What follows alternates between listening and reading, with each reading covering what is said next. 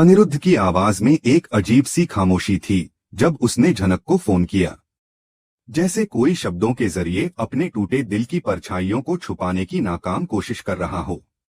Phone की घंटी बजते ही झनक ने उसे उठाया, लेकिन उसे अंदाजा नहीं था कि दूसरी तरफ से आने वाली खबर उसकी दुनिया को हमेशा के लिए बदल देगी। झनक, अप्पू दी अब नहीं रही। ये शब्द सुनते ही जैसे झनक की सांसें थम गईं। उसकी आंखों के सामने अप्पू दी का मुस्कुराता चेहरा घूम गया। वो आवाज, वो स्नेह, सब कुछ एक झटके में याद आने लगा। उसका पूरा शरीर कांपने लगा, जैसे कोई भूचाल उसके भीतर उतर गया है। नहीं, ये कैसे हो सकता है अनिरुद्ध? मैंने तो कुछ दिन पहले ही उनसे बात की थी। वो तो ठीक थीं। उसकी आवाज में अविश्वास और टूटन साफ झलक रही थी। अनिरुद्ध भी खुद को संभालने की कोशिश कर रहा था, लेकिन दर्द ने उसकी आवाज को भर दिया था। उसने धीरे से बताया कि अप्पू दी की तबीयत पिछले कुछ दिनों से बिगड़ रही थी, लेकिन उन्होंने किसी को बताया नहीं।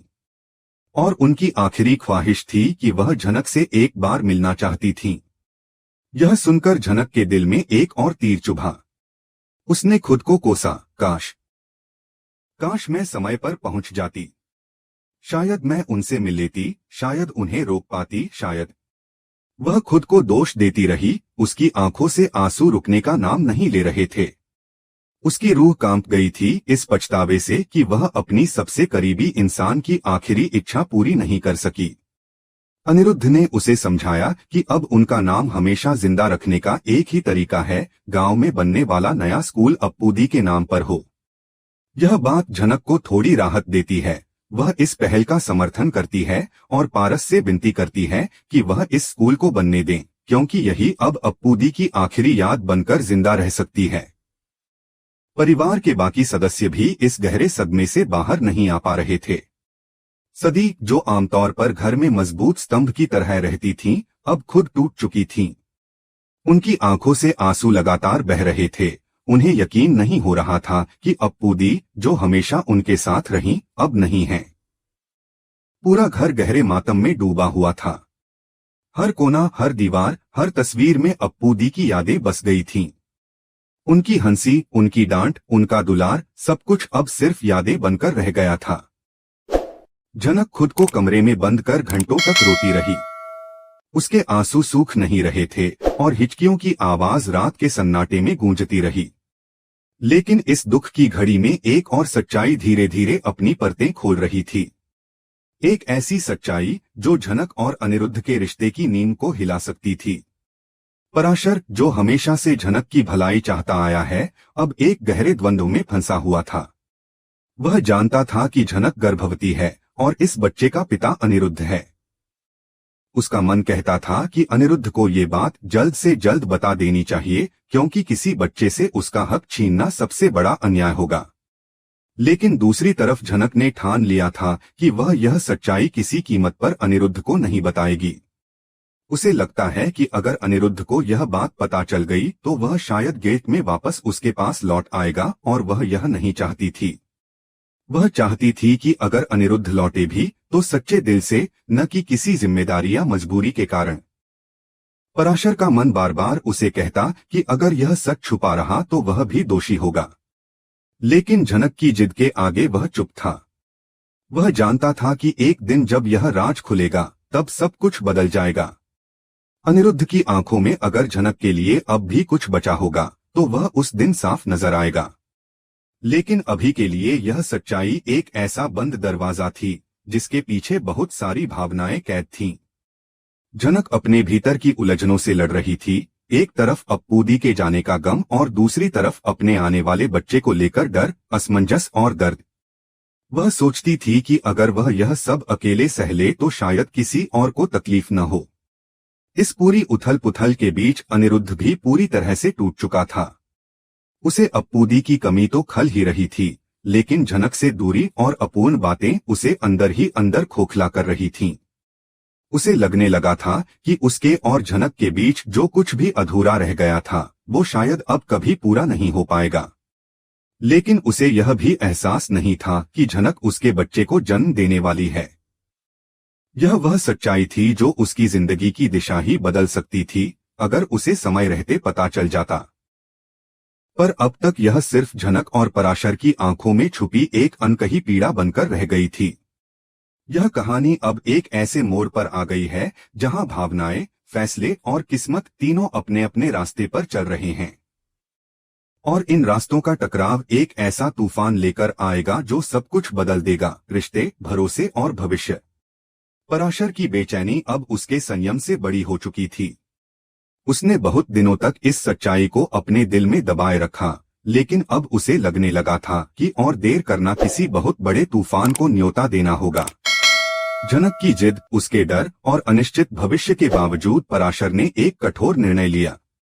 वह जानता था कि अगर यह बात समय रहते अनिरुद्ध को न बताई गई तो कल को बच्चा जब बड़ा होकर सच्चाई जानेगा तब उसे अपनी मां से ही नहीं, पराशर से भी नफरत हो सकती है। और नूतन जैसी पारिवारिक महिला जो इस तरह की बातों से बहुत जल्दी आहत हो जाती है, उनके लिए भी यह राज एक बड़ा खतरा बन सकता है। यह सोचकर पराशर ने एक साहसी कदम उठाया। अपनी पहचान छिपाते हुए एक अनजान व्यक्ति बनकर उसने अनिरुद्ध से संपर्क किया। उसने बड़े ही ठहराव और गंभीरता से अनिरुद्ध को बताया कि झनक गर्भवती है और वह बच्चा उसी का है। पराशर ने साफ कर दिया कि झनक और उसकी शादी नहीं हुई थी, ताकि अनिरुद्ध को किसी भ्रम में डालने की गुंजाइश न रहे। यह खबर सुनते ही अनिरुद्ध के पैरों तले जमीन खिसक गई। वह जो अभी तक अप्पू दी की मौत के गम और झनक से दूर होने की पीड़ा से जूझ रहा था, अब एक और सच्चाई के तूफान में घिर गया। उसका दिल दिमाग सब कुछ एक साथ दौड़ने लगा। सवालों की बाढ़ आ गई। झनक ने यह बात क्यों छुपाई? क्या वह मुझे फिर से खो देना नहीं चाहती थी? क्या मैं अब भी उसकी जिंदगी में कोई मायने रखता हूँ? बिना देर किए अनिरुद्ध गांव के लिए निकल पड़ा। रास्ते भर वह बेचैन रहा, उसकी आंखें बार बार नम हो जाती। उसका दिल कह रहा था कि वह झनक को फिर से खोना नहीं चाहता, और अगर उसके जीवन में एक नया जीवन पल रहा है तो वह उसकी जिम्मेदारी से पीछे नहीं हटेगा।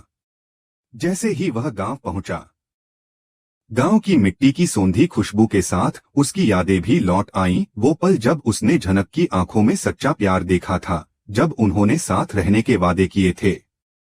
गांव की गलियों में जब झनक को अचानक अनिरुद्ध दिखाई दिया तो वह जैसे जड़ हो गई।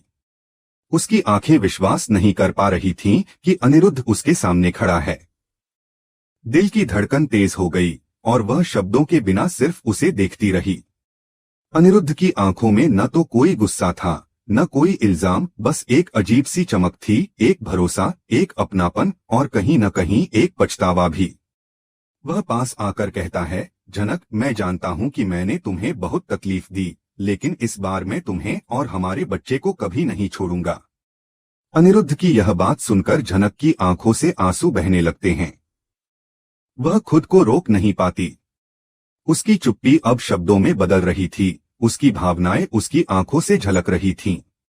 इतने दिनों से जो दर्द उसने अपने दिल में छुपाया था, वह अब बाहर आने लगा। यह पल जैसे वर्षों की दूरी को खत्म करने आया था। दोनों एक दूसरे के करीब आ जाते हैं। दर्शकों के लिए यह क्षण बेहद भावनात्मक था। जिस मिलन की उम्मीद उन्होंने लंबे समय से की थी, वह आखिरकार हो रहा था। अनिरुद्ध झनक से कहता है कि अब वह उसे और बच्चे को अपने साथ कोलकाता वापस ले जाएगा। वह चाहता है कि उनका बच्चा एक सुरक्षित और स्नेहभरे माहौल में बड़ा हो। झनक भी इस फैसले में सहमति देती है, लेकिन उसके मन में कई सवाल और डर अब भी बाकी हैं। उसे यह तो राहत है कि अनिरुद्ध ने उसे अपनाया है, लेकिन अर्शी के बारे में सोचकर उसके मन में हलचल है। अर्शी, जो अभी तक अनिरुद्ध के जीवन में एक स्थायी उपस्थिति बनी हुई थी, क्या इस सच्चाई को स्वीकार करेगी? जब वह देखेगी कि अनिरुद्ध और झनक एक साथ हैं, तो उसका क्या रिएक्शन होगा?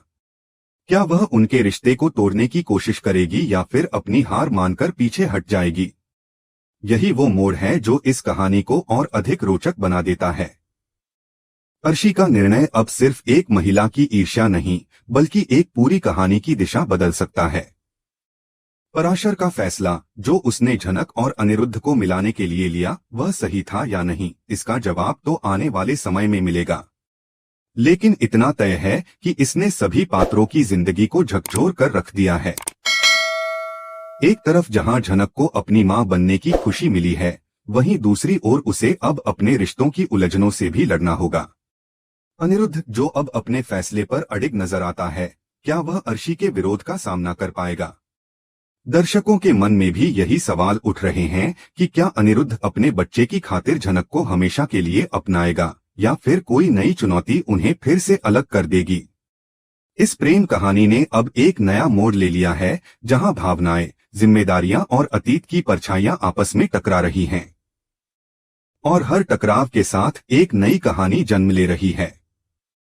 अब देखना यह है कि क्या यह टकराव उन्हें और मजबूत बनाएगा या फिर रिश्तों की नींद हिला देगा।